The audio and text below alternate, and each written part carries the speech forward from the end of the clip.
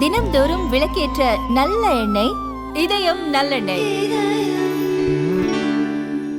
Sir 20 ஆண்டு காலமாக எங்கள் மாமா வந்து அந்த தாம்பரம் கிழக்கு பகுதியில் கேம்ப் ரோட்டில் வந்து பெட்டிக்கடை வச்சு நடத்துகிறாரு.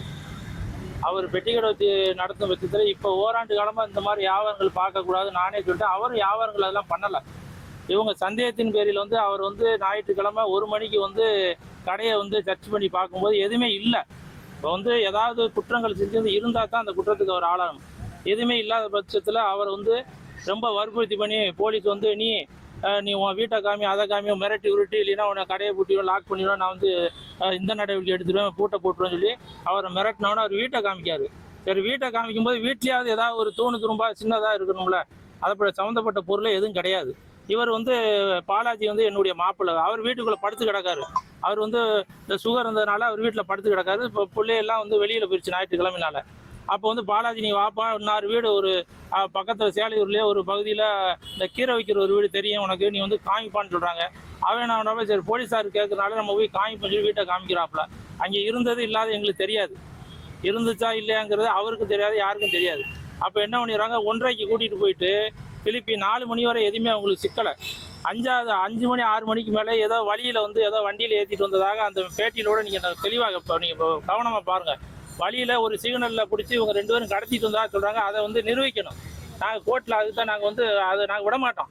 எப்படின்னா நீங்கள் அந்த எந்த சிக்னலில் வழியில் 2 பேரும் லோடாக ஏற்றிட்டு வந்தாங்க அப்படிங்கிறது அந்த எல்லா சிக்னல்லையும் வீடியோ இருக்குது. கண்டிப்பாக அதை வந்து போலீஸ் வந்து இதை வந்து நிரூபிக்கணும். இது திட்டமிட்டு இவரை வந்து பழி வாங்கணும், கொலை பண்ணணும், இவரை வந்து காரியம் பண்ணணும், உங்கள் திட்டமிட்டு செயல்பட்டது தான். அப்படி எதுவுமே சிக்கலை. இவங்க கிட்டத்தட்ட 9:30 வரை சேலையூர் காவல் நிலையத்தில் வச்சுருக்காங்க. அவர் அங்கே சேலையூர் காவல் நிலையத்தில் கான்ஸ்டபிளாக இருக்கக்கூடிய ஒரு கோபின்னு சொல்கிறவர் இவர் மேலே ரொம்ப நாளாகவே அவர் மேலே ரொம்ப கோபமாக இருந்திருக்காப்புல. இவனை எப்படியாவது இவனை ஏதாவது ஒன்று பண்ணணும் அப்படின்னு சொல்லி 3 கான்ஸ்டபிள் சேர்ந்து என்ன பண்ணிருக்காங்க, நான் சொல்கிறத நீ கேட்குறீங்கன்னா ஆட்டோமேட்டிக்காக நான் வந்து உன்னை வந்து கொலை பண்ணிடுவேன், அடிச்சிடுவேன், குத்திடுவேன், மீச்சிடுவேன், உன் வீட்டை சக்தி பண்ணிடுவேன், நடவடிக்கை மிரட்டினவனை. இவன் வந்து அந்த பயத்தில் என்ன பண்ணிட்டான், கம்முன்னு இருந்துட்டான். இங்கேருந்து லோடை எங்கிட்ட வந்து மாட்டினோன்னா அதை கொண்டு வந்து வச்சு அடிக்கி இவனை கூட்டு வந்து பூ போல உட்கார வச்சு ஃபோட்டோ எடுத்து வீடியோ இதுதான் சத்தியம். இது வந்து உண்மையான சத்தியம், பூமி ஏறி சத்தியம், இறைவன் சத்தியம். வேறு இடத்துல பிடிச்சி இவனை போட்டாவில் முன்னாடி உட்கார வச்சு என்ன பண்ணுறாங்க, ஃபோட்டோ எடுக்கிறாங்க. ஃபோட்டோ எடுத்து என்ன பண்ணாங்க, இவன் 2 பேரும் ஜாயிண்ட் அப்படின்னு சொல்லி, ஏன்னா சம்மந்தப்பட்ட ஆள் இருக்கார் கேளுங்க. வீடியோ அவங்க அனுப்பின வீடியோலாம் இருக்குது. அந்த இடத்துல அவங்க பிடிச்சாங்கலாம் நீங்கள் கேளுங்க. அப்படி இது பண்ணும்போது இவங்க என்ன பண்ணுறாங்க, 2 பேர் மேலேயும் ஜாயிண்டாக கேஸை போட்டு இது பண்ணுறாங்க. அப்போ நான் போய் கூட கேட்கும்போது என்ன சொல்கிறேன், சார் அவர் வந்து இன்சூரன்ஸ் போடணும்னு சொல்லும்போது இல்லை அதெல்லாம் யாருன்னு சொல்கிறதெல்லாம் கேட்க முடியாது, உங்கள் வேலையில் பாருங்கள் அப்படின்னு சொல்லிட்டாங்க. அப்போ நாங்கள் சொல்கிறோம், சார் அவர் உடனே இல்லை அவங்க ஹாஸ்பிட்டலில் புழலில் வந்து பார்த்துக்குருவாங்க அப்படின்னு சொல்கிறாங்க. மேஜிஸ்ட்ரேட் நான் சொல்கிறேன். அப்போ போகும்போதே மிரட்டியிருக்காங்க. எப்படி மிரட்டாங்க எங்களுக்கு எப்படி தெரியும் கேட்டிங்கன்னா, நேற்று வந்து கரெக்டாக நானும் அட்வொகேட்டும் உள்ளே போய் பார்க்க போகும்போது எனக்கு ஆன்லைனில் பதிவு பண்ண முடியாதுன்னா நன்னைக்கு பாருங்கன்னு சொல்லிட்டாங்க. அப்புறம் நான் ஆன்லைனில் பதிவு பண்ணேன். அவர் வந்து கரெக்டாக 12:30க்கு உள்ளே போய் வக்கலாத்தில் கையெழுத்து வாங்குறாரு. அந்த பேப்பர் கையெழுத்து வாங்குறதுக்கு அதில் கையெழுத்து வாங்கும் பட்சத்தில் என்ன பண்ணுறாங்க, அப்பா சொல்லியிருக்காரு, சார் நான் எந்த குற்றமே பண்ணல சார், என்னை வந்து மிரட்டி உருட்டி என்னை எந்த மாதிரி கொண்டு என்னை பண்ணிட்டாங்க சார் அப்படின்னு சொல்லி கண்ணீர் விட்டு அழுதுருக்காப்புல. இன்னைக்கு காலையில் நாங்கள் 7 மணிக்கு போயிட்டோம், 8:30க்கு அப்பாயின்மெண்ட்டு.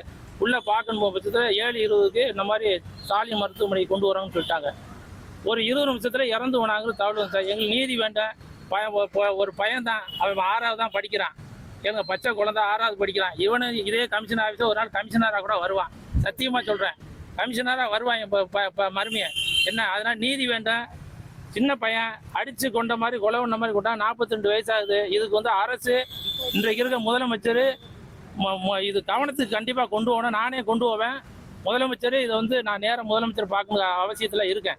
இதுக்கு எங்களுக்கு வந்து எங்களுக்கு கடுமையான எங்களுக்கு வந்து அவங்களுக்குள்ள நிதி கொடுக்கணும். அவங்களுக்கு வாழ்வாதாரத்துக்கு என்ன வழியோ அதை காட்டணும்.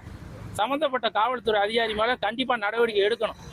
கண்டிப்பாக நடவடிக்கை எந்த வழியில் எடுக்காவிட்டால் நான் எந்த வழியில் எடுக்கணும் அந்த வழியில் நான் வந்து கம்ப்ளீட்டாக கவர்மெண்ட்டுக்கு நான் வந்து அதனுடைய தாக்கத்தை நான் ஏற்படுத்துவேன். இது மட்டும் இல்லை, இதே மாதிரி யாரும் அப்பாவிகள் தப்பு பண்ணாதவர் யாரும் இதில் வந்து சம்மந்தப்பட்டா இந்த மாதிரி நடந்தால் நானும் இனிமேல் விடமாட்டேன். அந்த முடிவில் உட்காந்துருக்கேன்.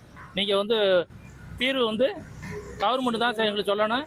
காவல்துறை அதிகாரி மிகப்பெரிய அதிகாரி இது விசாரணை வேணும். சிபிஐ விசாரணை வேணும் சார். சிபிஐ விசாரணை வேணும். அவர் இறந்ததில் இன்னும் நாங்கள் யாரும் பாடியை பார்க்கல, வாங்கிட்டு போகணும்னு சொல்கிறாங்க. எங்கள் மறு பரிசோதனை பண்ணி எங்களுக்கு பாடி தரணும். நாங்கள் அதுக்கு இடையில வாங்க மாட்டோம். நாங்களும் எல்லா எங்கள் மக்கள்கிட்ட சொல்லியிருக்கோம், எல்லா சமுதாயத்தை எல்லாரையும் வர சொல்லி நாங்களும் மிகப்பெரிய ஆர்ப்பாட்டத்தை பண்ணுங்கிற முடிவுலாம் இருக்கோம். இதுக்கு ஒரு முடிவு எங்களுக்கு பிறக்கணும். என் பேர் முருகன் சார். இல்ல சார், யாரும் பார்க்கல. நேற்று அட்வொகேட் மட்டும் தான் சார் உள்ள புழல்ல பார்த்தாரு. அதுக்கு ஸ்டேஷன் கூட்டு போன சமயத்திலே நீங்க யாராச்சும் அவங்க நாங்க 9 மணிக்கு போனோம். அவங்க ஒய்ஃப் வந்தாலும் பையன் போடாம விரட்டி விட்டாங்க. இந்த ரிப்போர்ட் எல்லாம் இந்த மாதிரி அவர் வந்து ஒரு வாரம் ஆஸ்பத்திரி இருந்த ரிப்போர்ட் எல்லாம் நான் காமிக்கும் போது அதெல்லாம் அவங்க அதை பொருட்படுத்தலை. சேலையூர் காவல் நிலையத்தில் அதெல்லாம் அவங்க பொருட்படுத்தலை. ஏன்னா அவங்களும் வந்து ஒரு மனிதன் தான், நானும் ஒரு மனிதன் தான். அவங்க அதிகாரியாக இருக்கா, நான் சாதாரண ஆளாக இருக்கலாம். ஏன்னா நான் பீடி சிகரெட் குடிக்காத ஆளு, எந்த தண்ணி ஒன்றும் அடிக்காத ஆளு, சத்தியத்து தர்மத்துக்கு கட்டுப்பட்ட ஆளு. அவங்க பண்ணன வந்து ஆண்டவன் நேரி சொல்கிறேன், இதுக்கு ஆண்டவன் அவங்க குடும்பத்துக்கு ஒரு தண்டனை உறுதியாக கொடுப்பான். இதுக்கு சம்மந்தப்பட்ட ஆளுக்கெல்லாம் தண்டனை உறுதியாக உண்டு. அதில் எந்த மாற்றம் கிடையாது.